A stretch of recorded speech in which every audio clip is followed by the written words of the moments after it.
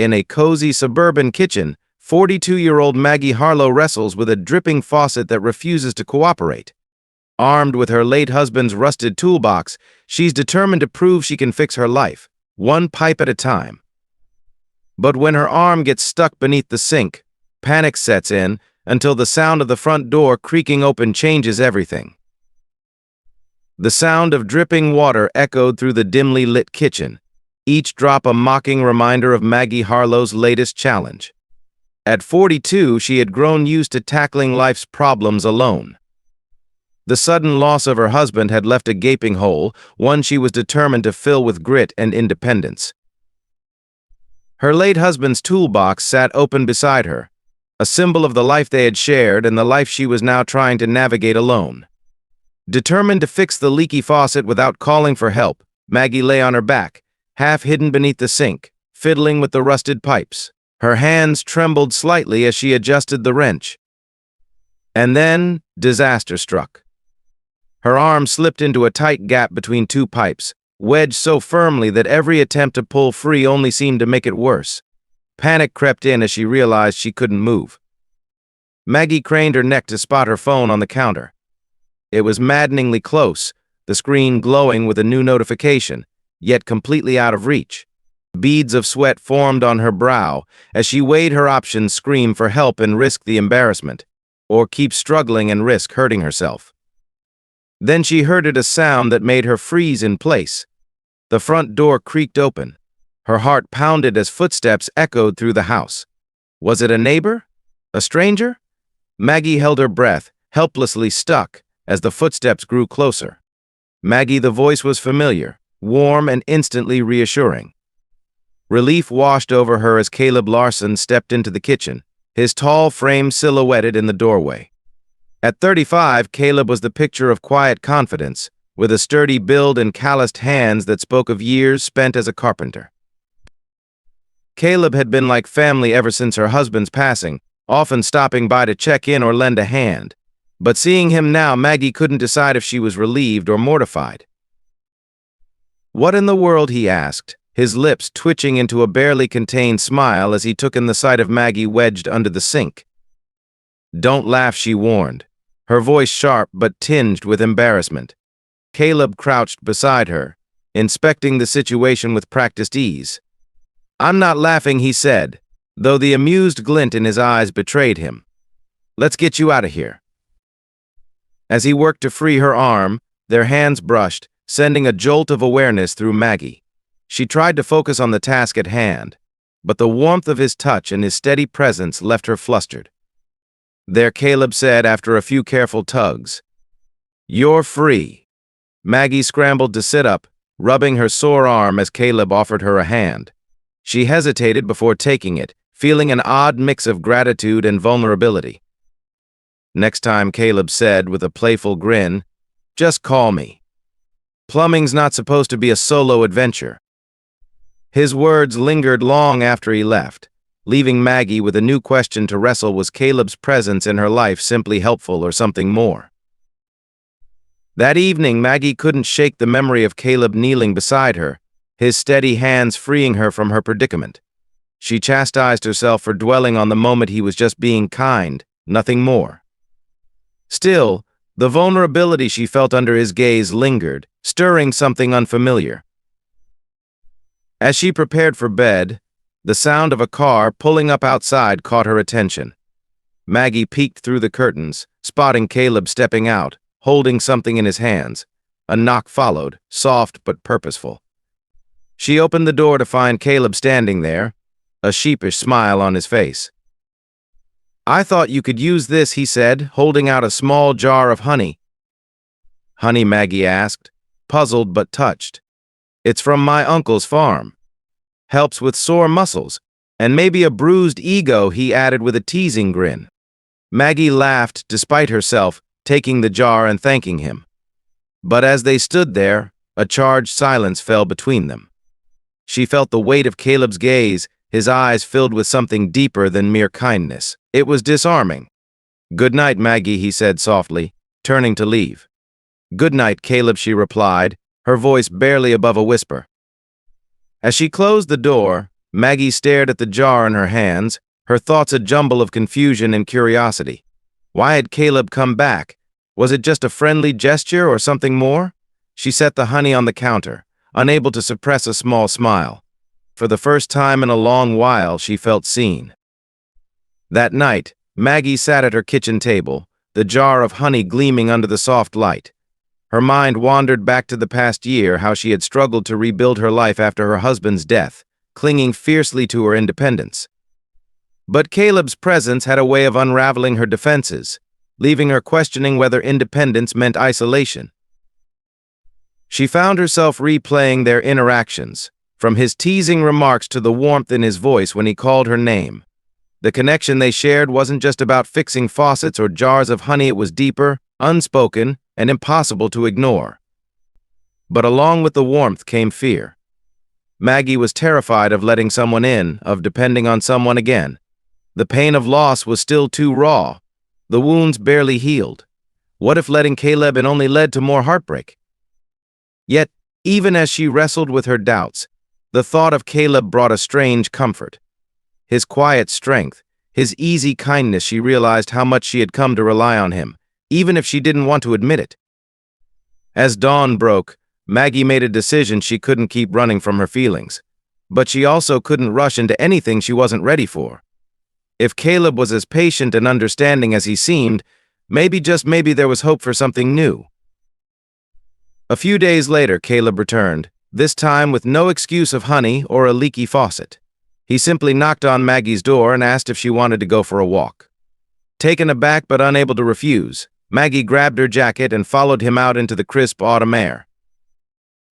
They walked in silence at first, the sound of leaves crunching underfoot filling the void. Finally, Caleb broke the quiet. Maggie, I know you've been through a lot. I'm not trying to overstep, but I want to help. You don't have to do everything alone. His words hit her like a wave, breaking through the wall she had so carefully built. Maggie stopped walking, her breath catching in her throat. I don't know how to let someone help, she admitted, her voice trembling. After everything, I'm scared. Caleb turned to face her, his expression gentle but firm. I get that. I've been scared too. Losing people. It makes you afraid to care again. But you don't have to face it alone. I'm here, Maggie. And I'm not going anywhere unless you tell me to. Tears welled in her eyes, and she looked away, ashamed of her vulnerability. But Caleb stepped closer, his hand brushing against hers. It's okay to feel this way. You're stronger than you think, Maggie. But strength doesn't mean shutting people out.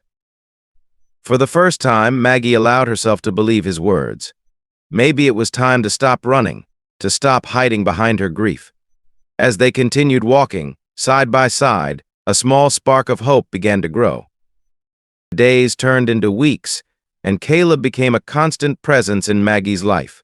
Whether it was fixing small repairs around her house or simply keeping her company over a cup of coffee, his support felt like a lifeline. But with his presence came an unavoidable truth: Maggie couldn't fully embrace the future without confronting the past. One evening, Caleb found her in the garage, sitting on an old stool with her late husband's toolbox in her lap. The dim light caught the tears rolling down her cheeks, but Maggie didn't bother to hide them this time. I thought I could handle everything, she said softly, her fingers tracing the worn edges of the toolbox. I wanted to prove I didn't need anyone, that I could do it all on my own. Caleb sat beside her, his silence an invitation for her to continue. But the truth is, she whispered, her voice breaking, I'm so tired of pretending. I miss him every day, and I hate feeling like I'm betraying his memory by letting someone else in. Her words hung heavy in the air, and Caleb's heart ached for her. Maggie, he said gently, missing him doesn't mean you can't care for someone else. You're not replacing him. You're just making space for something new. Maggie looked at him, her eyes filled with doubt and vulnerability. How can I be sure it won't hurt again? You can't, Caleb admitted, his voice steady. But some things are worth the risk. The honesty in his words struck a chord in Maggie. She realized she had been clinging to her grief as a shield, using it to keep herself from feeling anything else. That night, she made a quiet promise to herself to let go of the guilt and allow herself to explore the possibility of happiness again. As Maggie started to open up, she found herself drawn to Caleb in ways she hadn't expected. His calm demeanor, his unwavering patience, he was everything she hadn't known she needed. But she still struggled with the idea of letting herself be vulnerable. One chilly afternoon, Caleb invited her to his workshop, a small but cozy space filled with the scent of wood and varnish. He showed her a project he had been working on, a small wooden bench, beautifully crafted, but with a noticeable crack running through the center. "It's flawed," Maggie said, running her fingers along the crack. "It's unique," Caleb corrected her. "That crack tells a story. It's been through something, but it's still strong, still beautiful." Maggie glanced at him, sensing the deeper meaning behind his words. "Is that how you see me?" she asked hesitantly. Caleb smiled, his eyes meeting hers. "It's how I see both of us," he admitted. For the first time, Maggie saw the vulnerability behind Caleb's strength. He had been through his own struggles, carried his own scars. And yet, here he was, offering her a chance to build something new together. The realization hit her with unexpected force. Caleb wasn't asking her to forget her past or to become someone she wasn't. He was simply asking her to take a chance on what they could be, flaws and all. As they stood in the quiet workshop, surrounded by the warmth of shared understanding, Maggie felt a flicker of hope. Maybe, just maybe, she didn't have to face the future alone. After the conversation in Caleb's workshop, Maggie found herself at a crossroads. For so long, she had lived in the safety of her solitude, convinced it was the only way to protect herself from further pain. But Caleb had shown her that strength didn't have to mean isolation. One evening, as the sun dipped below the horizon, painting the sky in soft hues of orange and pink, Maggie invited Caleb over for dinner. It was a simple meal, nothing fancy, but it felt like a monumental step for her. As they sat across from each other, the air was filled with the comforting sounds of clinking silverware and quiet conversation. Maggie felt the tension in her chest ease, replaced by something she hadn't felt in a long time: contentment.